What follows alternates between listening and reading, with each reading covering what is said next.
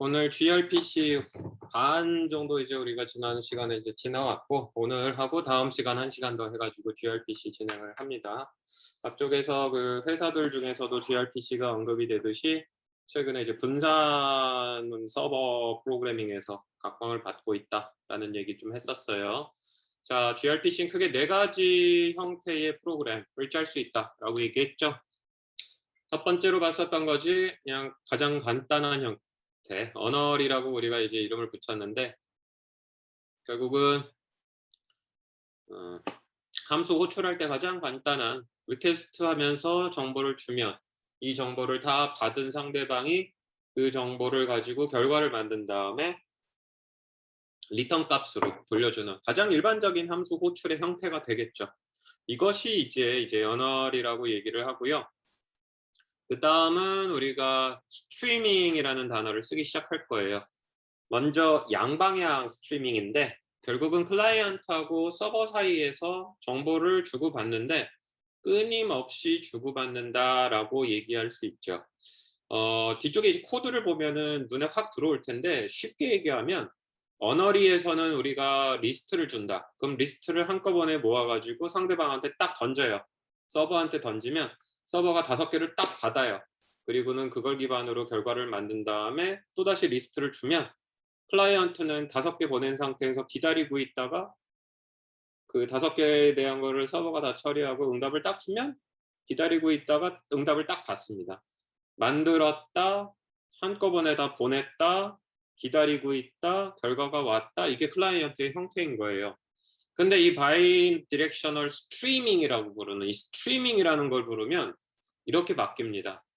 클라이언트가 리스트를 서버에게 입력 파라미터를 줄 건데 한꺼번에 다 만들어서 상대방에게 요이 땅 그러고는 패키지로 묶어서 리본 빨간색으로 해가지고 보내는 게 아니고, 리스트 첫 번째 거 한 번 보내고, 리스트 두 번째 엘리먼트 보내고, 리스트 세 번째 거 엘리먼트 보내고, 일종의 이렇게 띄엄띄엄 보낸다라고 이해하면은 조금 맞아요.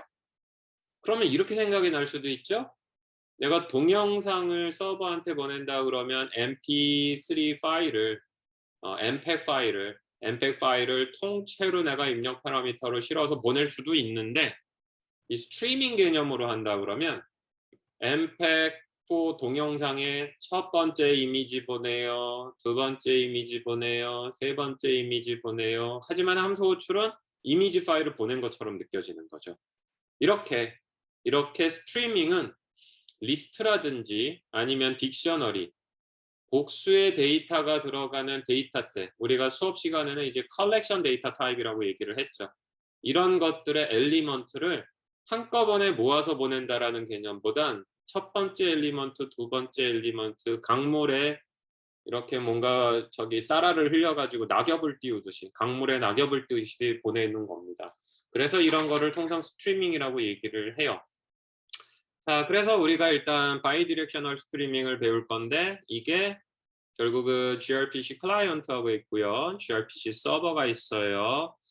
클라이언트가 서버에게, 서버가 클라이언트에게 끊임없이 데이터를 쭉쭉 보내는 겁니다. 그래서 보내는 것과 같이 메시지들이 시퀀스, 연이어서 전달이 돼요. 연이어서 전달이 되고 이거를 읽고 쓰는 형태로 할 수 있습니다.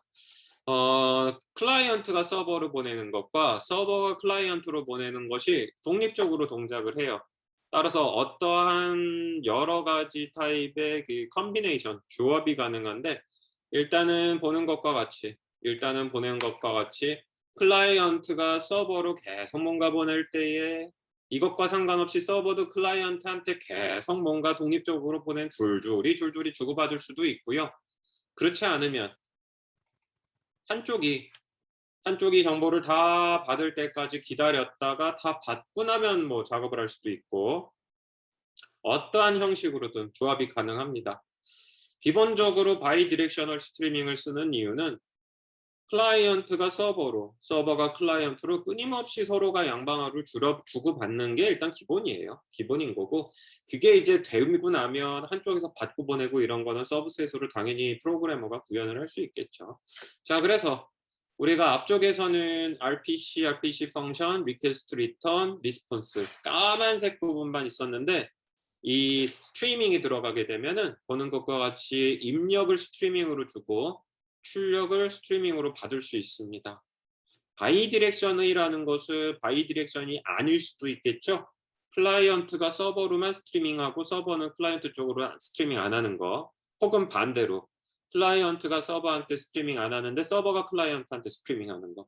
이게 뒷부분에 등장을 하는데 이것에 이어서 클라이언트 스트리밍, 서버 스트리밍이라는 이름으로 등장할 겁니다. 따라서 둘이 없는, 스트림이란 단어가 없는 거를 지난 시간에 언어리로 배웠어요. 한 번에 인풋 파라미터 보내고 한 번에 리턴 값 받은 거고, 지금은 그거의 완전 반대 방향으로 입력 파라미터를 그냥 끊임없이 그냥 줄줄이 보내고 그거에 대한 결과도 줄줄이 받고, 이게 두 번째고, 세 번째로는 여기 스트림이 없는 거, 네 번째로는 여기 스트림이 없는 거, 이렇게 우리가 순차적으로 네 개를 배워갈 겁니다. 따라서 요거를 이해하고 나면 뒤에 거를 이해하기는 쉽죠. 별도의 설명보단 바로 코드로 이제 우리가 들어가는데, 결국은 우리가 클라이언트하고 서버 사이에서 네트워크 베이스로 RPC로 호출하려면 보는 것과 같이 gRPC에서는 프로토 파일을 만들었죠. 자, 우리가 간단한 예제를 만들었는데 그 간단한 예제는 앞서 얘기했었던 말 그대로예요. 클라이언트가 리스트를 서버에게 전달합니다.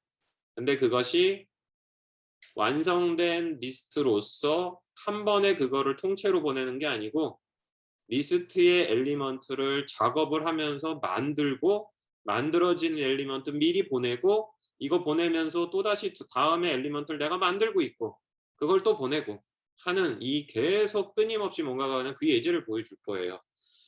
그렇게 하기 위해서 우리는 서비스는 바이디렉셔널이라는 서비스를 만들 거고요. 서비스는 무엇이 들어갔어요? 함수가 들어갔지요. 보는 것과 같이 우리가 RPC로 호출당할 함수는 getServerResponse가 됩니다. 그래서 RPC라는 프리픽스가 있고 입력 파라미터 부분과 출력 파라미터 부분에 스트림이라고 쓰여져 있는 것을 우리가 볼 수 있습니다. 여기에 우리가 프로토라는 것이 뭐예요? 호출당할 함수에 대한 부분이 있고 주고받을 메시지에 대한 부분이 있죠. 그래서 함수는 서비스 쪽으로 가고 주고받을 값들은 메시지 부분에 쓴다고 얘기를 했고, 지금 보게 되면은 우리가 주고받을 것은 하나의 문자열이 들어가 있는 거를 메시지란 이름으로 주고받을 겁니다. 자, 서버를 보기 전에 클라이언트를 먼저 보여줄게요. 왜 그러냐면 이 예제에서 서버는 클라이언트가 보낸 문자열을 다시 루프백 돌려주는 역할만 합니다. 따라서 클라이언트를 먼저 보는 게 맞고요. 프로그램은 위에서 아래로도 읽을 수 있고 실행하는 순서로도 읽을 수 있는데 교수님은 후자를 좋아해요. 따라서 이 파일을 통째로 실행했을 때 이 파일이 메인부라고 인식한 경우 run을 호출하네요. run으로 들어가게 되면은 run 메소드가 있고요. with 구문하고 as 채널로 되어 있는데 이 메소드가 제대로 호출이 되면 이 안으로 들어간다는 파이썬 문법이죠.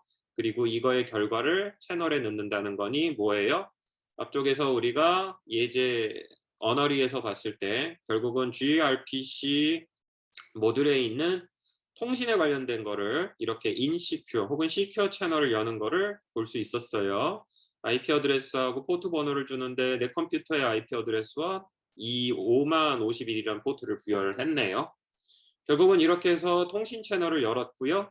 지난 언어리 때 그 다음에 뭐 했어요? 이 통신 채널을 결국은 가지고서 스톱 펑션을 우리가 만들어냈으니, 스톱을 객체를 만들어냈으니 그때 뭐 했어요? 내가 지금 만들어낸 이 채널을 어디다 집어넣었어요? 보는 것과 같이 프로토 컴파일러가 만들어준 바이디렉셔널 스톱에다가 집어넣었죠. 왜 바이디렉셔널 스톱이 됐어요? 헷갈리는 사람은 나중에 언어리를 다시 보세요. 언어리에서 보면 프로토의 서비스 이름이 바이디렉셔널이에요. 이건 클라이언트 쪽 코드니까는 이름이 자동으로 만들어지면서 포스트픽스로 스톱이 붙었죠. 따라서 보는 것과 같이 프로토 컴파일러가 만들어준 모듈에서 서비스의 이름 뒤에 클라이언트가 호출할 스톱으로 자동 생성된 메소드에다가 채널을 집어넣었어요. 따라서 보는 것과 같이 스톱 펑션이 있고 거기에 통신 채널을 연결을 했으니 이제 나는 이 스톱을 통해서 뭘 할 수 있어요? 서버 쪽으로 정보를 보낼 수가 있는 거예요. 자, 근데 프로그램을 조금 쪼갰어요. send message라는 메소드에다가 지금 만든 이 스톱을 주었네요. send message 쪽으로 들어가 봅시다. send message는 이 스톱을 받았는데 보는 것과 같이 get server response 하고 함수를 호출하네요. 여기 보면은 get server response가 뭐예요? 결국은 우리가 이 프로토에다가 쓴 서비스에 결국은 호출할 그 함수 이름이었죠. 내가 서버로부터 호출할 함수 이름에다가 보는 것과 같이 input 파라미터를 함수 호출을 했어요. 자, 그러면 아래로 내려가기가 좀 꺼리직하니 결국은 내가 상대방,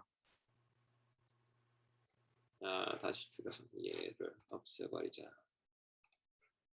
자, 결과적으로 보면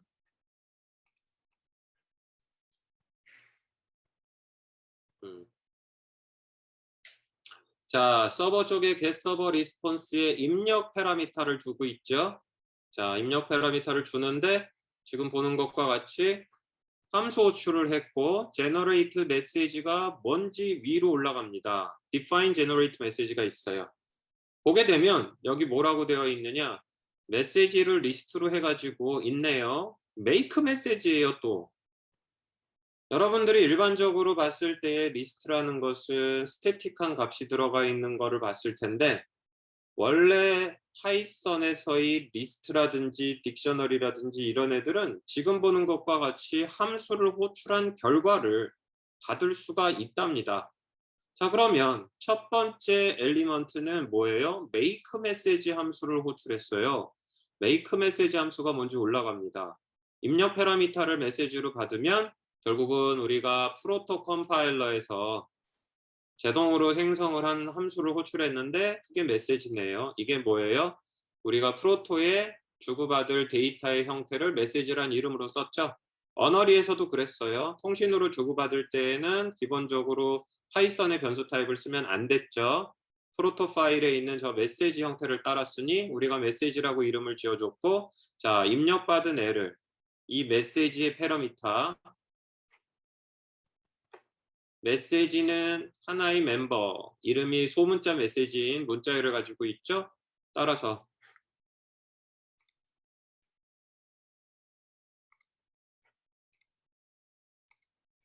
보고 있는 것과 같이 내가 문자열을 하나 주면 파이썬의 문자열을 프로토 파일 안에 있는 gRPC의 메시지 포맷으로 바꿔준 거예요. 이거는 입력 파라미터의 메시지고요. 이 메시지는 기본적으로 우리가 프로토 파일에 그 데이터로 선언을 했었던 그 메시지에 멤버한테 들어가는 거를 한 겁니다. 조금 복잡해 보일지 모르지만 코드의 의도는 이거예요. 고정되어 있는 값을 리스트화해서 그걸 보내고 있지 않고요. 뭔가 내가 작업을 하면서 리스트를 채우고 있는 거예요, 지금. 그리고 채워진 그것을 보냅니다. 자, 그러면 메시지 리스트에서 함수들이 메소드가 호출이 돼서 우리가 gRPC로 주고받을 형태의 4개, 5개의 문자열을 확보를 했습니다. 그 다음 어떻게 합니까? 보는 것과 같이 메시지에 있는 걸 하나씩 끄집어내 가지고 리턴을 해요. 리턴. 근데 리턴이 아니고 여기 yield라고 되어 있죠. yield. 리턴이라고 얘기를 하면은 정해진 거, 더 이상 바뀌지 않은 것을 통째로 전달하는 거를 리턴이라고 얘기하고요. 이 yield는 원래 리스트라든지 이 컬렉션 타입, 여러 개의 값이 들어가는 파이썬에서는 이 하나하나의 리스트의 값을 만들어내는 이런 식의 함수들이 있을 때 이것이 리턴을 쓰지 않고 yield를 씁니다. 다시 얘기하는데 리스트를 한 번에 만들어 가지고 통째로 보낼 때는 주로 return이라는 구문을 써요. 하지만 내가 지금 만드는 이 데이터 컬렉션 데이터 타입의 엘리먼트를 전체로 날리는, 전체를 리턴해서 주는 게 아니고 하나하나를 내가 돌려주는 함수. 지금 보게 되면은 결국은 generate message가 gRPC의 메시지 형태로 만들어진 애 5개를 하나씩 포문이 돌아가면서 하나씩 하나씩 돌려주고 있죠. 하나씩 하나씩. 따라서 보는 것과 같이 우리가 스트림이라고 선언이 되어 있는 건 뭐예요? 하나짜리 데이터가 아니고 끊임없이 줄줄이 가는 거고, 지금 보고 있는 예제에서는 그것을 우리가 리스트에 있는 엘리먼트를 하나씩 내보내는 형태로 한 거예요. 근데 리스트에 있는 엘리먼트도 보여주고자 하는 건 그냥 값이 하나씩 있어가지고 그것을 내보내는 게 아니고 함수를 실행을 해가지고 무슨 작업을 해가지고 하는 거죠. 간단하게 여기서는 형 변환을 했을 뿐인데 파이썬의 문자열을 gRPC의 메시지 형태로 변환을 했을 뿐인데 작업을 할 수도 있다는 겁니다.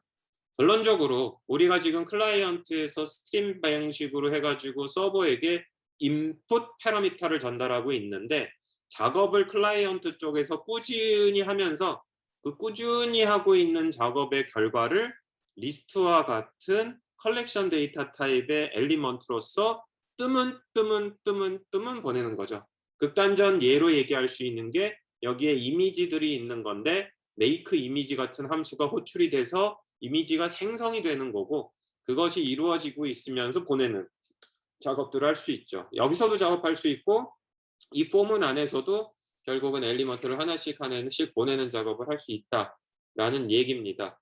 결국은 이렇게 리스트에 있는 엘리먼트를 하나씩 끄집어내 가지고 클라이언트가 서버로 getServerResponse 함수의 입력 파라미터로 보내는 걸 볼 수 있고요. 자, 서버는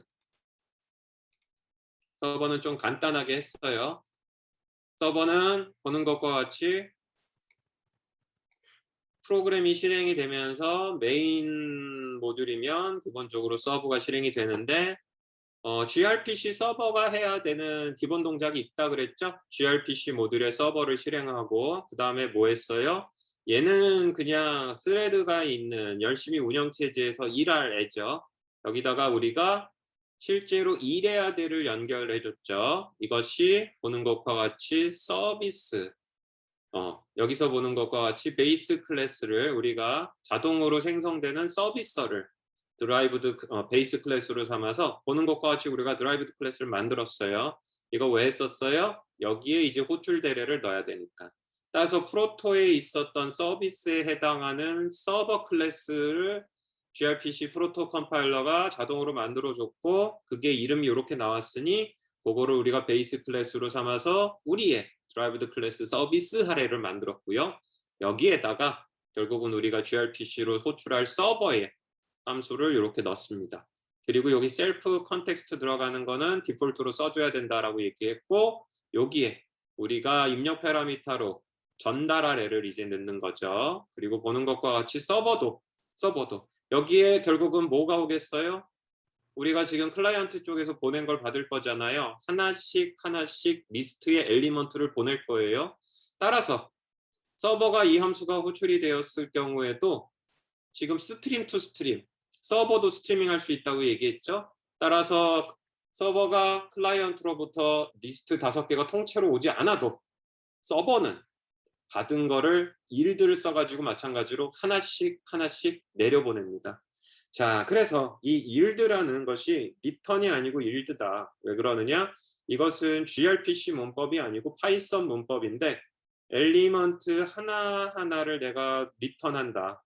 엘리먼트 하나하나를 리턴한다고 했을 때 이 전체 리스트에 엘리먼트가 다 들어간 거는 통째로 보내면 리턴 문법을 쓰지만, 내가 리스트 하나에 있는 엘리먼트 하나하나를 돌려준다면 그때는 리턴 구문이 아니고 yield 구문을 쓰는 건데, 이렇게 하는 문법을 우리가 지금 보고 있는 것과 같이 gRPC에서 사용을 해서 클라이언트가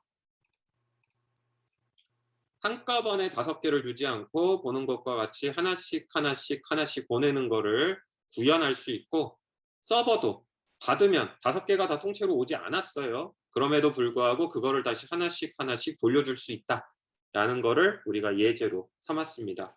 임포트하는 부분들은 지난 언어리 때 설명을 했으니까 별도로 설명을 하진 않겠습니다.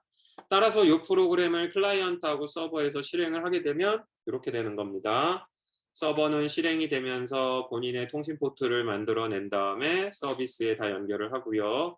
클라이언트는 순식간에 지나가가지고 지금 순차적으로 되어 있는데 결국은 클라이언트에서 서버 쪽으로 5개가 갔고요. 서버에서 클라이언트로 다시 돌려줘서 5개가 오는 거를 볼 수가 있어요.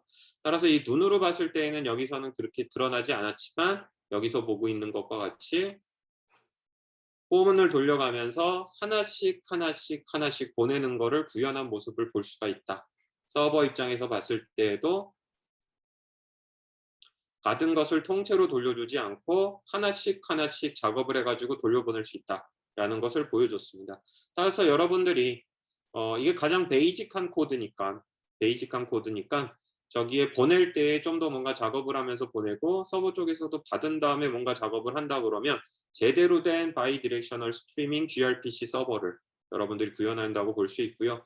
통상 클라이언트 쪽에서 서버 쪽으로 뭔가 끊임없이 보내는 것, 그 다음에 이제 서버에서 클라이언트 쪽으로 뭔가 끊임없이 작업을 하면서 보내는 것, 이런 거를 우리가 이제 스트리밍이라고 얘기를 합니다. 원래 오리지널 RPC 같은 경우에 이런 게 없었어요. 아까 언어리를 봤었는데 원래 오리지널 RPC는 그냥 함수 호출하고 끝하고 똑같아요. 입력 파라미터 주고 통째로 보내고 결과 한꺼번에 받는 건데 이후에 2016년에 만들어진 gRPC는 이렇게 똘똘한 일을 할 수 있다 라는 거죠. 고정되지 않은 리스트, 컬렉션 데이터 타입의 값들을 하나하나 그때 만들어가면서 전달할 수 있는 그런 능력을 구현할 수 있다는 겁니다. 자, 그래서 우리가 바이디렉셔널한 걸 배웠으니까 바이디렉셔널 하지 않다는 건 뭐예요? 한쪽만 스트림을 하는 거죠. 결국은 한쪽만 스트림을 하는 거예요. 따라서 클라이언트만 스트리밍을 한다 그러면 클라이언트가 서버 쪽으로 보내는 입력 패라미터 부분에 이제 스트림 문법이 들어가는 거고요. 반대로 잠시 후에 나오겠지만 이제 서버 스트리밍이라고 그러면 서버가 나한테 응답을 줄 때 결국은 이제 리턴에 있는 이 리스폰스 값이 스트림 문법에 의해서 지원이 된다라고 우리가 이해할 수 있죠. 자, 그러면 우리가 풀셋인 바이디렉셔널을 이미 봐버렸기 때문에 클라이언트 스트리밍 경우에는 앞에서 있었던 거의 일부겠구나 라는 것을 우리가 미루어 짐작할 수 있겠죠. 자, 따라서 gRPC 클라이언트가 어떻게 해요? 내가 보낼 거예요. 무엇을? 메시지를 무엇으로? 리퀘스트 입력 파라미터로. 근데 한꺼번에 모아서 한 방에 날리는 게 아니고 시퀀스로 흘려보내겠다는 겁니다. 이렇게 되면은 서버는 이것을 다 받은 다음에 처리를 할 수도 있고 받으면서 처리도 할 수 있는 그런 기능을 갖추는 거죠. 자, 근데 이 스트림이라는 단어가 계속 끊임없이 나와요. 스트림이라는 단어가 계속 끊임없이 나와요. 객체지향 프로그래밍에서 iStream, oStream, ifStream, 그래서 스트림이 있죠. 그 스트림이 결국은 출력을 하는 용도죠. 가장 대표적인 것이 파일이에요. 파일. 스트림이란 단어가 나오게 된 이유는 유닉스예요. 유닉스 운영체제고 지난 시간에 유닉스 운영체제가 되게 골 때리는 애다. 유닉스의 철학이 있는데 분명히 유닉스 운영체제가 커널이 있죠. 커널이 있는데 유닉스 운영체제라 함은 유닉스 운영체제에 새로운 기능이 들어간다는 건 이런 거다라고 하면서 뭐라 그랬냐면 명령을 배워요. 명령. 예를 들어 ls. 그러면은 보는 것과 같이 내 컴퓨터의 현재 디렉토리에 있는 파일 및 디렉토들이 쭉 나오는 거죠. 옵션을 줘서 ls-al 그러면 이와 관련된 게 나오는 거잖아요. 근데 제가 뭐라고 했냐면 유닉스를 만든 사람들은 이 커널이라고 부르는 운영체제의 제일 단단한 거 주로 이 입출력, 키보드 입력, 화면 출력, 파일 다루는 거, 메모리 다루는 거는 커널이라는 데 다 때려 박았는데 그 위에 좀 부가적인 기능들은 이런 디렉토리를 보여주는 이런 거는 프로그램이다. 근데 정말 이 ls라는 게 뭐예요? 매뉴얼 ls 하면 나오듯이 정확하게 디렉토리가 뭔지 보여주는 프로그램이죠. 굉장히 작은 거예요. 그래서 요즘 오픈소스도 큰 오픈소스들도 있지만 대부분 오픈소스는 이렇게 아주 명확한 기능들을 한다고 얘기를 했죠. 근데 재밌는 게 명령들이 쌓이면 운영체제가 풍부하다고 얘기했는데 명령과 명령 사이의 관계가 있어요. 즉 ls라는 것은 현재 디렉토리를 보여주는 문법인데 grab이라는 문법도 있어요. 예를 들어 그랩이라는 분법이 뭐냐? 여러 가지가 있는데 패턴 서치. 여러분들 그 워드 프로세서에서 컨트롤 F 눌러가지고 글자 찾는 거 있죠? 그런 것들이 이미 다 예전에 이 운영체제 안에 있던 기능이에요. 그래서 그랩 유틸리티는 파일이나 뭐 기타 등등을 뒤져가지고 사용자가 요구한 그 글자, 패턴이 있는지를 찾아냅니다. 여기서 이 대목을 얘기하는 이유는 LS라는 프로그램은 디렉토리를 보여주는 것으로 만들어져서 유닉스에 추가되고 그랩이라는 프로그램들도 또 누가 만들어가지고 운영체제에 집어넣고 이렇게 기능이, 명령이, 즉 단독으로 돌아가는 프로그램들이 많아지면서 운영체제가 세진 거예요. 그렇다 그러면 LS와 그랩과 같은 두 개의 명령을 합치는 방법이 필요한데 무슨 얘기냐? 현재 디렉토리 안에 이렇게 여러 디렉토리가 있어요. 그 중에 내가 고라는 디렉토리 이름이 있는지, 고라는 단어를 가지고 있는 파일이 있는지를 내가 보고 싶은 거예요. 그러려고 그러면 LS로는 다 이걸 눈으로 내가 지금 확인을 해야 되는 건데 억울하잖아. 왜 그래요? 그랩이라는 좋은 프로그램이 있어가지고는 글자를 찾아준다며. 따라서 유닉스 철학인데 하나의 프로그램의 결과물은 다른 프로그램의 입력으로 받아들여질 수 있다. 하나의 프로그램의 결과는 다른 프로그램의 입력으로 준다. 예를 들어 내가 디렉토리 리스트를 볼 건데 ls-l 하면 이렇게 나오죠. 여기서 이제 권한하고 이제 뭐 유저 쭉 나오는 걸 볼 수 있어요. 그런데 내가 지금 보고 있는 거에서 고라는 단어가 들어가는 줄을 찾아서 하려면 ls-al로 이 화면을 뿌린 다음에 이거의 결과값을 그랩이라는 프로그램한테 주는 거예요. 그러면서 고라는 단어를 찾아라. 찾았죠. 여기 있었던 요주를 보여준 거죠. 즉, 이 프로그램의 결과를 이 프로그램의 입력으로 준 겁니다. 이 프로그램의 앞쪽 프로그램의 결과를 뒤쪽 프로그램에 있는 결과로 줘요. 마치 ls-al을 쳤을 때에 나오는 이 하나하나의 글자들을 파일에다가 적는 것처럼 해가지고 그 파일을 누구에게 전달을 하느냐? 그랩에게 전달을 해요. 하지만 파일처럼 보이지만 파일은 아니에요. 그래서 이것을 끊임없이 바이트들이 흘러가는 덩어리들을 마치 ls-al에서 grep.go로 여기 이렇게 위에 세웠는데 이거를 마치 빨대 같은 걸로 두 개를 연결을 한다면 빨대 같은 거로 여기 호스 같은 걸 연결을 하는 거예요. 그러면 ls-al의 결과인 얘가 미안해. 왜 이러니. 잘못했어. 용서해줘. 바이트의 폭포수처럼 야 나와. 바이트의 폭포가 왼쪽에서 오른쪽으로 가는 것처럼 다시 하자. 이렇게 해서 이렇게 하면 얘가 마치 호스가 돼가지고 왼쪽에 있는 결과물이 결국은 그랩 앞쪽으로 바이트의 폭포처럼 들어가는데 이렇게 흘러가는 거 이런 거를 통상 영어에서는 뭐라고 얘기해요? 스트림이라고 부르죠. 스트림은 왼쪽에서 오른쪽으로 정보가 끊임없이 강물에다가 바이트 덩어리를 끊임없이 내가 밀어내는 것처럼 줄줄이 들어가는 걸 얘기합니다. 이런 게 스트림이에요. 스트림. 그래서 유닉스의 이런 철학은 명령어 사이뿐만이 아니고 운영체제와 별도의 장비들 사이에도 다 동일하게 이루어지고 있어요.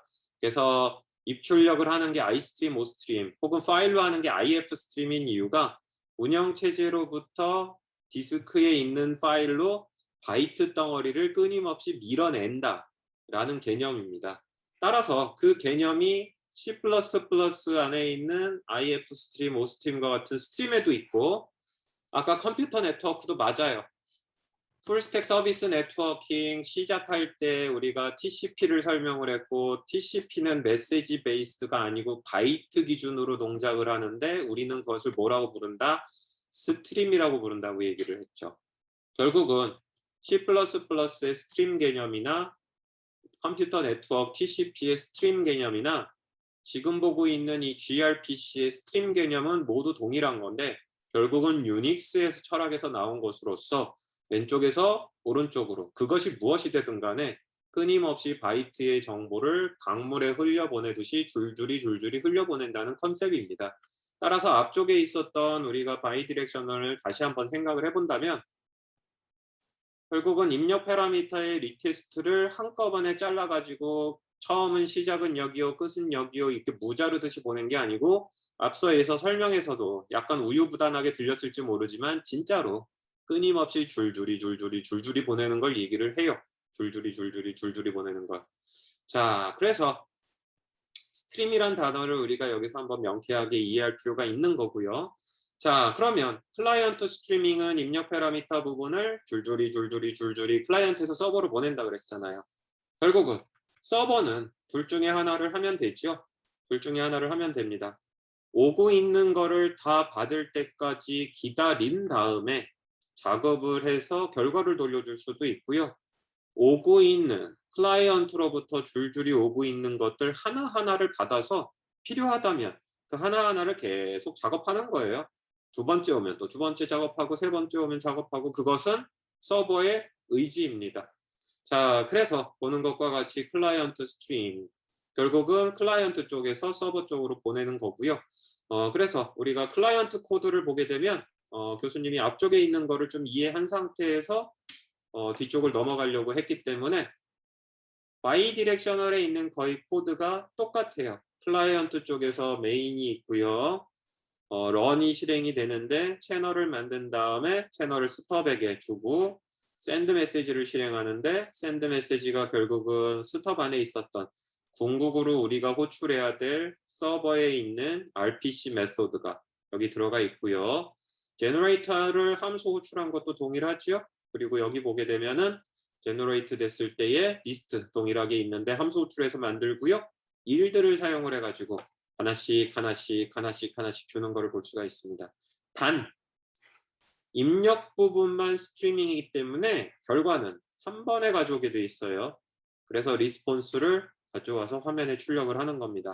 보내는 쪽만 보는 것처럼 일들을 해가지고는 하나씩 보내고 있는 거고 받는 결과는 이것에 대해서 하나만 받아야 되는 거죠. 따라서 앞쪽에서 이 바이디렉셔널에서 요 샌드 메시지 부분에서 이 포문으로 하는 것이 아니고 저렇게 딱 끝났다라는 게 일단 하나 있고요. 서버 쪽으로 가게 되면 결국은 보는 것과 같이 get 서버 리스폰스가 호출이 돼서 하나씩 가져오는 거는 합니다. 그 대신 지금 되게 단순하게 했죠? 그냥 몇 개의 엘리먼트를 받았는지 셌어요, 그냥. 그리고는 그것을 너 몇 개 보냈구나. 그래서 보는 것처럼 카운트에다가 집어넣어서 리턴 하는 걸 볼 수 있으니 우리가 클라이언트가 총 5개의 엘리먼트를 보냈으니까 서버는 5라고 해서 보내겠죠.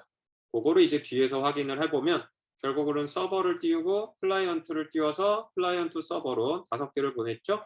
서버에서는 클라이언트로 5 이렇게 보낸 것을 볼 수가 있습니다. 자, 그래서 이 경우에는 클라이언트가 입력 파라미터로 끊임없이 뭔가를 만들어 가지고 상대방에게 전달하는 그런 용도다라는 것을 우리가 확인할 수 있고요. 반대로 우리가 또 이제 볼 수 있는 게 서버 스트리밍입니다. 클라이언트는 서버에게 아주 명확하게 스태틱한 하나를 딱 전달을 했어요. 그렇다 그러면 서버 쪽에서 줄줄이 내려보내는 건데 예를 들어서 뭐 5라는 숫자를 보내면 서버 쪽에서 5개를 만들어 보내는 이런 거를 만들 수가 있겠죠. 그래서 서버 쪽도 우리가 리스폰스 조금 더 코드를 들어가면 기본적으로 이 경우에는 보는 것과 같이 서비스 안에서 RPC에 호출될 거에서 입력 파라미터는 넘버, 숫자 하나를 줬고요. 이 넘버, 그 다음에 리턴으로 하는 거, 스트림 처리되어 있는 메시지를 줬습니다. 자, 그래서 넘버라고 되어 있는 거는 메시지 형태의 정의를 보면 정말로 32비트 정수가 들어가 있는 거를 볼 수가 있고요. 결국은 숫자 하나를 보냈을 때 상대방은 뭘 한다? 메시지를 보면은 문자열이죠. 결국은 숫자를 보내면 문자열들을 리턴 받는 것을 우리가 이 프로토 파일에서 확인할 수가 있습니다. 자, 그래서 이 경우에는 클라이언트가 결국은 어떻게 바뀌겠어요? 클라이언트는 좀 단순화되겠죠? 왜 그래요? 숫자 하나 보내니까.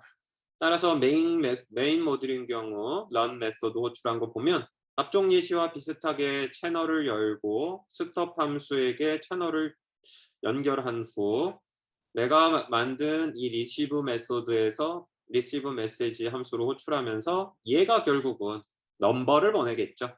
자, 타고 들어오면 결국은 여기서 넘버를 만들었어요. 왜 그래요? 메시지를 만들고 보내는 게 언어리에서도 봤던 것처럼 기본 공식이니까. 그래서 넘버 타입을 만들었는데 5라는 값으로 인티저 32를 초기화했고요. 자, 이 리퀘스트 넘버 5인 넘버 5 값인 5라는 값을 32비트 정수로 가진 이 넘버를 메시지를 인풋 파라미터로 해서 RPC 함수로 호출했네요. 따라서 이 경우에는 서버가 이제 끊임없이 뭔가를 보내준다고 했으니 자, 리스폰스를 받은 다음에 포문으로 리스폰스에서 하나씩 끄집어내서 화면에 출력하는 걸 볼 수가 있죠. 자, 그러면 서버 쪽에서는 어떻게 써요? 숫자를 받은 다음에 문자열이 들어가 있는 리스트를 보내주겠죠? 서버를 보러 갑시다. 그러면 숫자 5를 받는 부분이 있을 거고요. 문자열을 만드는 부분이 있을 거고요. 그거를 스트림으로 내려보내는 부분이 있을 거예요. 자, 결국은 우리 바이디렉셔널의 클라이언트에 있었던 그 코드가 서버로 옵니다. 서버 모듈이 실행이 되면 띄우고요. 요거에 대한 설명은 삭제. 자, 이제 RPC 함수를 보게 되면 앞쪽에서 클라이언트가 했던 짓을 서버가 하죠. 리스트를 함수를 호출해서 만들고 그것을 yield 문법을 써가지고 하나하나 보내는 것을 볼 수가 있습니다. 결국은 여러분들이 어떤 용도냐가 문제인 거예요. 어떤 용도냐. 뭐 문법을 그냥 바이디렉셔널하게 무조건 다 밀고 갈 수도 있지만 그거는 아닌 것 같고 한쪽은 간단하게 보내는데 한쪽은 데이터 컬렉션을 연이어서 보낸다. 이런 경우에는 클라이언트 쪽인지 서버 쪽인지 판단해서 지금과 같은 코드를 기반으로 이제 작성을 하면 된다라는 얘기죠. 자, 그래서 실행을 하면 제가 이 프로그램을 고치고 요거를 안 바꿨나 보던데 여기에 내가 원래 그 숫자를 받으면 화면에 출력해 주는 거를 여기 넣어놨는데 그렇지. 클라이언트가 보낸 숫자를 출력하는 코드가 여기 들어가 있는데 여기 실행할 때 빠진 걸 보니까 제가 이걸 업데이트를 잘못했었나 보네. 따라서 이거는 원래 실행하면 결국은 클라이언트가 5라는 숫자를 보내서 서버가 5 파이팅 하고 난 다음에 5개를 보내는 메커니즘으로 이렇게 만들었다 라고 얘기할 수 있습니다. 자, 그래서 우리가 gRPC라는 거를 배운 거예요. 그리고 gRPC는 저렇게 4개의 패턴이 있고요. 첫 번째로는 우리가 언어리 그냥 일반 파이썬 함수 호출하듯이 입력 파라미터 주고 출력 파라미터 그냥 취하는 가장 단순한 형태가 있었고 그 다음에 스트림이라는 문법이 투입이 되는데 설명을 거꾸로 하면 클라이언트가 줄줄이 서버한테 보내고 서버는 간단히 응답 하나 보내는 클라이언트 스트리밍 아니면 클라이언트가 그냥 가볍게 뭐 하나를 보냈을 때 서버는 그걸 기반으로 줄줄이 클라이언트에게 보내는 서버 스트리밍 그 다음에 둘 다 줄줄이 뭔가를 주고받는 바이디렉셔널 스트리밍이 있다라는 거고요. 요 스트리밍 문법이 들어간 것이 결국은 이전에 오래된 RPC 대비 gRPC의 그 장점, 특징 이렇게라고 얘기할 수 있습니다. 자, 그러면 우리가 이 프로토 파일이라는 걸 만들었잖아요. 프로토 파일이 뭐였어요? 결국은 서버에서 동작하는 그 함수를 우리가 그 표현하기 위해 서비스 문법을 사용을 해가지고 이렇게 RPC로 시작을 하는 함수들을 우리가 사실 메소드들을 저기다가 이제 정의를 했고 이쪽 아래에는 이제 메시지는 주고받는 거예요. 주고받는 거. 클라이언트 컴퓨터하고 서버 컴퓨터 간에 주고받는 건데 그게 이제 문자열이다 혹은 32비트 정수다. 이런 식으로 우리가 표현하는 이런 것들이 있었죠. 이게 이제 프로토 파일에다가 우리가 기본적으로 집어넣는 내용인데 이 프로토가 하는 일이 결국은 무엇이냐? 프로그램을 짜는 입장에서 봤을 때 하는 건 뭐였어요? 결국은 이 프로토 파일을 가지고 클라이언트가 호출해야 될 코드들을 만들었죠. 그리고 서버 쪽에서 호출하게 될 코드들을 만들었어요. 지난 시간에 이제 수업 끝나고 나서 이제 학생이 질문을 한 것이 이제 그러면 클라이언트하고 서버가 이제 다른 언어라든지 그런 경우는 어떡하느냐라고 얘기를 할 때에 그때는 이 프로토 파일을 가지고 클라이언트 쪽에서는 본인의 클라이언트 언어에 맞는 걸로 이 코드를 생성을 해요. 우리는 이제 파이썬을 가지고 했죠. 그래서 파이썬 코드를 만들어내는 프로토 컴파일러를 설치해라 라고 해가지고 했었는데 결국은 요 프로토 파일은 파이썬도 아니고요. 이거는 프로토 버퍼라는 문법이다라고 분명히 얘기를 했어요. 이거는 컴퓨터 프로그래밍 언어하고 상관이 없는 독립적인 애예요. 따라서 요거를 가지고 클라이언트가 파이썬인 사람은 우리가 수업에서 했었던 것처럼 요 프로토 파일을 입력 파라미터로 줘서 파이썬 코드로 자동 생성된 그 코드들을 얻고 그걸 임포트한 거고요. 서버가 C++이라면 그렇다 그러면 프로토 컴파일러를 C++ 출력을 해주는 거를 사용을 해서 결국은 똑같은 프로토 파일인데 여기로부터 C++ 클래스 파일들이 만들어지는 그런 툴을 돌리고요. C++ 코드가 나왔을 거고요. 그 C++ 코드를 가지고 사용합니다.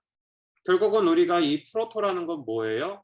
언어가 무엇이든 간에 상관없이 함수와 메소드와 뭐 필요하다면 클래스와 거기 들어가는 주고받는 그 입력 파라미터와 출력 파라미터의 데이터 형태들을 정의한 거였습니다.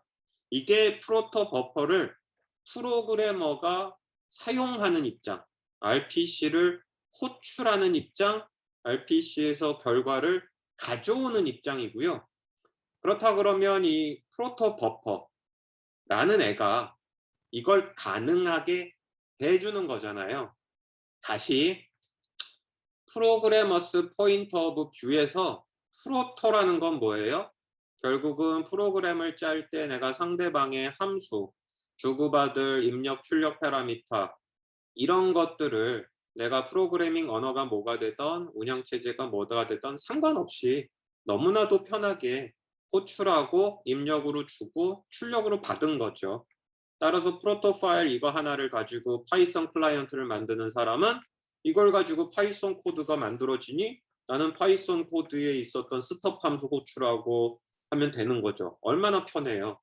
서버 쪽은 똑같은 프로토 파일을 가져다가 본인의 C++ 프로토 컴파일러를 통해 C++로 쓰여져 있는 자동 생성된 코드를 만들고 그것을 내가 C++ 프로그램, 서버 프로그램에서 호출하면 너무나도 편하게 클라이언트가 원격으로 호출하는 환경을 구현해낸 거죠. 이게 이제 결과론적으로 개발자가 유즈하는 입장, 개발자가 체험하는 입장인 거고 이게 어떻게 가능한 건가 기술적으로 한번 파고 들어가면 물론 자동으로 생성한 코드를 만드는 것 자체도 중요하지만 우리가 이 수업에서 더 중요하게 여기는 건 결국은 왼쪽 컴퓨터의 정보가 오른쪽 컴퓨터로 갔다는 거예요. 네트워크를 타고 이 기술이 중요한 겁니다. 이 기술은 우리는 프로토콜 버퍼라고 부른 거고요. 이 기술을 프로그래머가 쉽게 쓴 게 결국 확장차 프로토 파일과 프로토 컴파일러였던 거죠. 자, 그렇다면 왼쪽에 있는 컴퓨터가 호출한 정보들을 오른쪽에 있는 컴퓨터에게 전달하는 이 프로토 버퍼라는 애가 도대체 뭔가? 라는 얘기를 조금 더 하려고 해요. 이해하고 사용하는 것이 중요하다라고 했으니 이 프로토 버퍼는 앞서 우리가 스팀이라는 개념을 얘기할 때에 C++도 나오고 그 다음에 TCP도 나오고 유닉스 운영체제도 튀어오고 나오고 그랬잖아요. 굉장히 오래된 거죠. 마찬가지예요. 프로토 버퍼라는 거는 사실 gRPC가 나오면서 새롭게 나온 게 아니고요.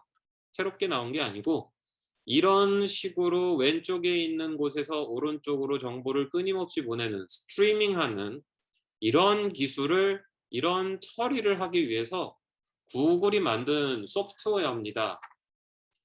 조금씩 좀 더 알아가겠지만 언제 만들어졌냐면 2001년도에 20년 전에 구글이 만들어서 내부적으로 사용을 했어요.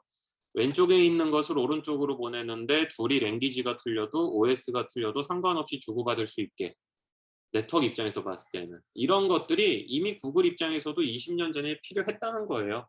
그래서 20년 전에 이것을 구글이 만들어내고 외부에 공개한 거는 2008년 꽤 오랜 시간이 지난 다음에 공개를 했습니다. 공개된 소프트웨어는 보고 있는 것과 같이 GitHub를 통해서 공개가 되고 있고요. 이렇게 프로토콜 버퍼 캐테고리의 프로토 버퍼 소프트웨어입니다. 그래서 쭉 내려가면 프로토콜 버퍼, 그리고 왼쪽에 있는 거를 오른쪽으로 보낸다고 얘기했잖아요. 영어로 한다 그러면 왼쪽의 데이터를 오른쪽으로 인터체인지 하는 겁니다. 중요한 건 형태예요. 형태.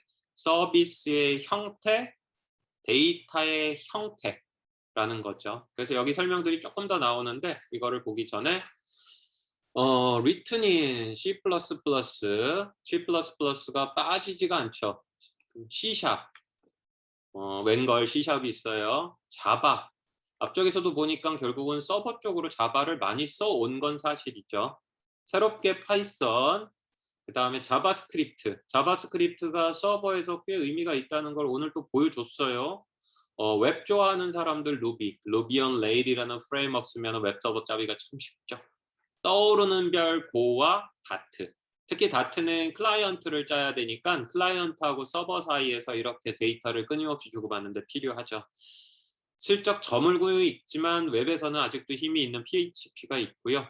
이런 애들은 결국은 데이터를 주고받는 거라고 얘기를 했잖아요. 이런 경우에 우리는 serialization이라는 단어를 써요. serialization. serial이 뭐예요? 이 직렬이에요. 직렬이 뭔데? 이렇게 줄이 있으면 줄에다가 0, 1, 0, 1. 내가 F를 보낼 때 A 보내고 P 보내고 P 보내고 L 보내고 E 보내고 하나하나 보내는 거를 이 시리얼라이제이션이라고 얘기합니다. 따라서 파이프가 있고요.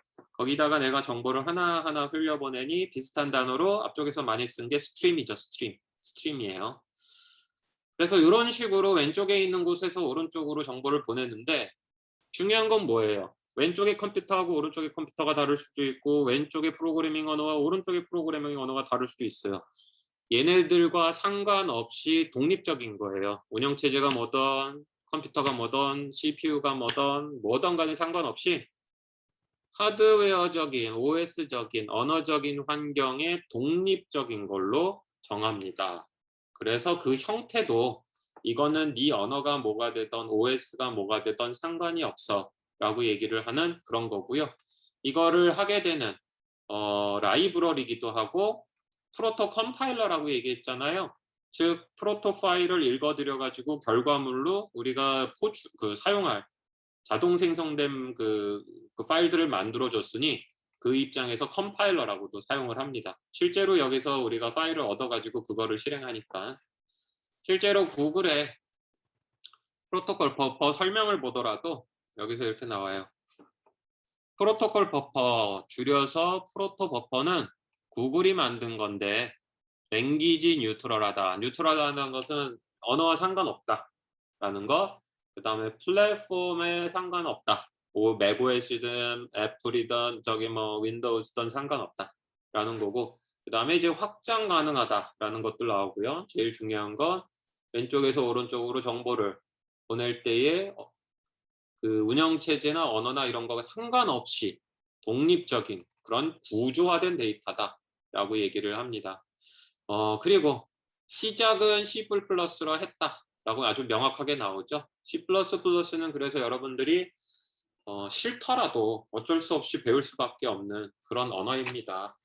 파이썬으로 오픈CV 돌려가지고 하는 성능과 C++에서 직접 CV를 옵티마이제이션 한 거는 하늘과 땅 차이예요.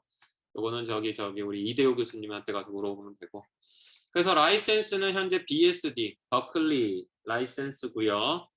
그리고 앞쪽에서 봤었던 것처럼 요 디벨롭 GitHub 사이트에서 이 코드를 볼 수가 있고 홈페이지가 따로 있어요. 또 예쁘게. 자, 이렇게 홈페이지가 따로 있어서 프로토 버퍼를 이렇게 설명하는 페이지가 있습니다. 그것이 이제 바로 다음 페이지에 이제 우리가 설명을 하려고 하고 있고요. 자, 그래서 프로토 버퍼는 소프트웨어예요. OS든 프로그래밍 언어가 뭐든 상관없이 왼쪽에 있는 곳에서 오른쪽에 있는 곳으로 정보를 보내는 겁니다. 네트워크 수업이다 보니까 왼쪽에 있는 프로세스와 오른쪽의 프로세스, 왼쪽에 있는 컴퓨터와 오른쪽에 있는 컴퓨터처럼 얘기하고 있는데 꼭 그런 건 아니에요. 꼭 그런 건 아니고 파일을 쓴다든지, 즉 디스크에 쓸 때도 쓸 수 있고 다양한 기법으로 쓸 수 있는 겁니다. 자, 그래서 우리가 기본적으로 버퍼라는 이름이 붙은 이유를 이제 조금 알겠어요. 버퍼라는 이름, 버퍼라는 게 메모리 공간이고 내가 필요할 때 꾸겨 넣고 필요 없는 거는 빼내잖아요. 결국은 내가 어딘가에다가 데이터를 꾸겨 넣는 겁니다. OS 디펜던트도 없고 언어 디펜던시도 없는 거예요.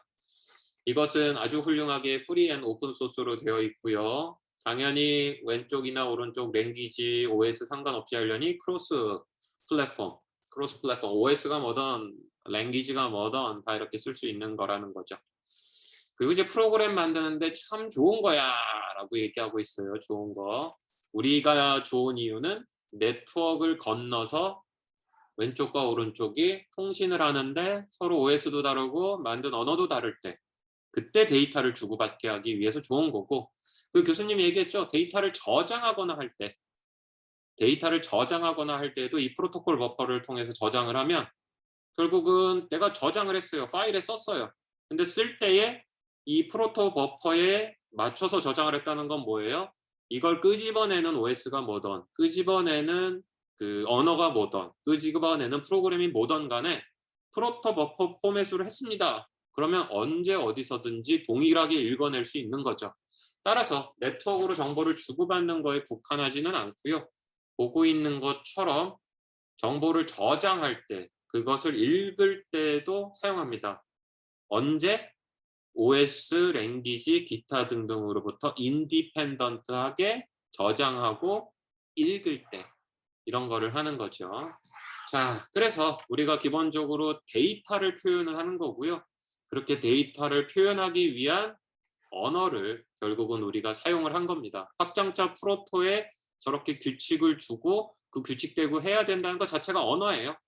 그리고 그 언어를 해석을 해가지고 자동 파일 생성을 해줬으니 그것이 우리는 컴파일러라고 얘기할 수 있는 거죠. 따라서 프로토버퍼 랭귀지가 있다. 랭귀지의 버전도 있다. 그 버전 안에는 문법이 있다라고 얘기한 게 맞는 거고요. 프로토 컴파일러는 프로토 파일에 있는 그 문법들을 이해해서 결국은 OS와 랭귀지의 인디펜던트한 파일들을 만들어준다.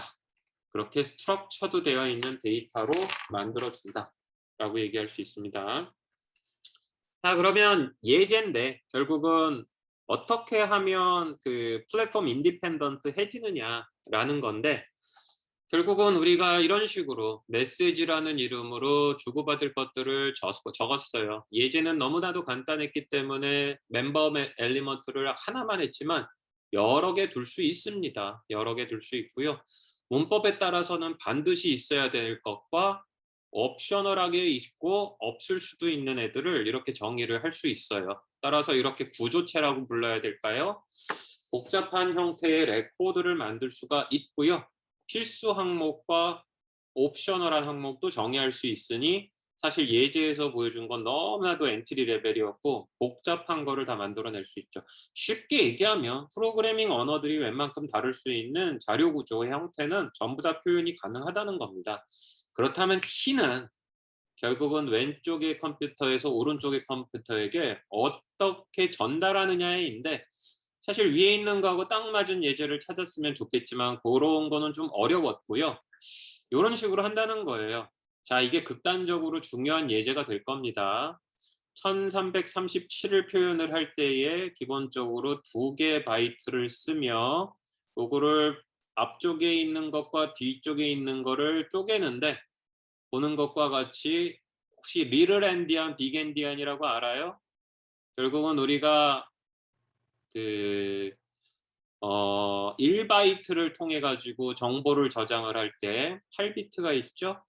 사람은 습관적으로 오른쪽의 끝을 2의 0승으로 하고 왼쪽의 끝을 2의 7승으로 잡습니다. 결국은 그러다 보니 오른쪽에 있는 것은 작은 값이 돼서 least significant 하다고 얘기하고 왼쪽에 있는 것은 큰 값이니 most significant 하다고 하죠. 문제는 1바이트가 넘어가서 2바이트가 필요할 때가 돼요. 보는 것과 같이 2바이트. 사람인 경우에는 당연히 2의 0승, 1승, 2승, 3승, 4승, 5승, 6승, 7승, 8승, 9승, 10승, 11승, 12승, 13승으로 하겠죠. 7비트로만 표현을 해서 13승에서 끝났어요. 근데 컴퓨터 메모리에 저장을 할 때에는 컴퓨터 메모리는 우리가 램 사이즈 셀 때에 바이트로 세죠. 그래요. 바이트 단위로 씁니다. 자, 그렇다 그러면 여기서 문제가 나간다는 거예요. 어떤 컴퓨터든 상관없이 인간이 만든 것이기 때문에 1바이트 시에는 오른쪽 것을 2의 0승으로 하고요. 왼쪽 것을 2의 7승으로 해요. 근데 사람이 봤을 때에는 2바이트로 16비트로 데이터를 표현을 할 때에는 그래요. 2의 0승부터 해가지고 2의 15승까지 갈 수 있어요. 근데 컴퓨터 메모리에 저장할 때에 두 개의 진영이 싸웠어요.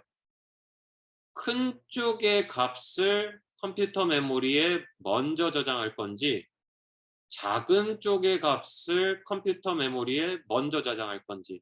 작은 쪽에 있는 값이 먼저 저장한다는 게 이해가 안 되죠. 그냥 이거 그대로 그냥 이 순서대로 하면 좋을 것 같죠. 문제는 어디서 나오느냐. 대부분 앞에 있는 곳이 컴퓨터 메모리에서 주소값이 작아요. 뒤에 있는 게 주소값이 큰 거예요. 따라서 큰 게 뒤로 가야 된다라고 생각이 되면 이게 뒤집어져야 돼요. 작은 쪽으로 앞으로 가고 큰 게 뒤로 가야 돼요. 큰 주소에 큰 값이 있어야지. 이렇게 생각한 진영이 있고요. 무슨 개떡 같은 얘기야. 그냥 이렇게 사용할 거면 그대로 집어넣어. 따라서 앞쪽에 있는 걸 앞에, 작은 메모리 영역에, 뒤에 있는 걸 뒤에, 큰 메모리 영역에 집어넣었어요. 이게 결국은 컴퓨터 역사상 가장 큰 싸움이 돼서 인텔 컴퓨터 메모리에 있는 2바이트를 읽어서 맥 컴퓨터로 보내면 둘이 못 읽었던 적이 있습니다. OS가 그래서 나중에 중재를 했으나 CPU 레벨에선 달랐던 거예요. 32비트가 되면 더 복잡하죠? 16비트 두 개를 잘라가지고 앞뒤로 내보내는 게 있고 16비트 안에서 다시 1바이트를 쪼개서 할 수 있으니 조합은 더 많아집니다. 결국은 프로그래밍 언어에서는 그냥 정수 이래버릴지 모르겠지만 컴퓨터가 정보를 네트워크로 내보낼 때에는 어느 CPU, 어느 OS, 어느 컴퓨터가 받을지 모르는데 결국은 사람들은 이 모든 거를 정하기 시작했어요. 1바이트를 내보낼 때 2의 0승은 오른쪽, 2의 7승은 왼쪽인데 1바이트를 통신에 내보낼 때에는 LSB부터 내보낸다. 혹은 MSB부터 내본다고 약속을 해요. 2바이트를 내보낼 때에는 큰 쪽을 먼저 내보낸다. 큰 쪽에서 큰 비트를 먼저 내보낸다. 이런 걸 다 약속을 합니다. 그래서 여러분들이 제가 꼬장꼬장한 성격이 됐었던 이유인데 첫 번째로는 프로그래밍을 해서 그렇고요. 두 번째로는 네트워크를 해서 그래요. 네트워크와 관련된 모든 표준은 첫 번째 장에 다 그게 써 있어요. 이 표준에서 1바이트를 내보낼 때에는 most significant를 먼저 보내고 least significant 비트를 늦게 내보낸다. 2바이트를 보낼 때에는 어떻게 해야 된다. 이거를 다 써놔요. 반드시 해야 되는 것도 must가 있기도 하고 should가 있기도 하고 shall이 되기도 하고 되게 복잡해요. 결국은 그걸 어기면 깨집니다. 따라서 프로토콜 버퍼는 뭐냐 하면 쉽게 얘기하면 이렇게 바이트 단위, 하드웨어 레벨의 완전히 원초적인 형태로 데이터를 표현한 거예요. 따라서 원초적인 형태로 정말 바이트 레벨까지 내려가서 표현을 했으니 달라질 수가 없는 거죠. 달라질 수가. 따라서 너무나도 쉽게 개발자는 프로그램이 OS 하드웨어 인디펜던트 해요라고 얘기하지만 실제로 프로토콜 버퍼는 그렇게 하기 위해서 하드웨어 디펜던트한 모든 부분들을 다 표현을 하는 겁니다. 이렇게 하드웨어가 모두 표현이 된 것이 결국은 주고받아지면서 힘들게 주고받아지면서 우리는 편안하게 살 수 있는 거죠. 결국은 인티저 64가 뭐예요? 64비트짜리 인티저예요. 그러면은 1바이트가 8개, 8바이트죠? 그러면 8바이트를 64비트 표현을 위해서 컴퓨터에서 내보낼 때에 어떤 순서로 내보내야 되는 건지 이런 걸 다 정의를 한 거예요. 위에 사람이 편하면 아래를 개발하는 사람은 그거에 대한 대가를 치르는 거죠. 숫자를 얘기했지만 캐릭터도 마찬가지입니다. 이것이 유니코드인지 아스키 코드인지 7비트짜리 아스키 코드인지 8비트짜리 아스키 코드인지를 모두 다 정해야 되는 거죠. 결국은 우리는 이렇게 프로토콜 버퍼가 사실상 아주 디테일한 하드웨어적인 정보를 다 대신해 주는 덕분에 이쪽에서 너무나도 쉽게 프로그램을 짭니다. 실제로 여러분들이 그 인베디드 프로그래밍을 안 해봐서 그럴지 모르겠는데 저 인티저 64나 인티저 32는 C 언어하고 C++ 언어에도 있어요. 그래서 그냥 C, C++ 짤 때 인트 쓰기보단 그 약간 강박관념이 있는 경우 혹은 하드웨어를 완전히 가정하고 짜는 경우엔 인트 16, 인트 32 그래서 비트를 주고 그 다음에 그 비트에 맞는 데이터 처리를 하는 C++ 프로그래머들도 의외로 인베디드 쪽에서는 많다라고 우리가 얘기할 수 있습니다.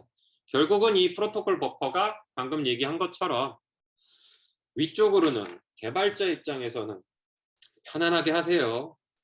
요렇게만 하시면 돼요 라고 얘기하는 건데 프로토 버퍼에 있는 인트 64와 같은 것을 개발자가 쓰면 결국 프로토콜 컴파일러라고 하는 애들은 쟤네들을 다 저렇게 아주 로우 포맷의 형태로 매핑하는 거고요.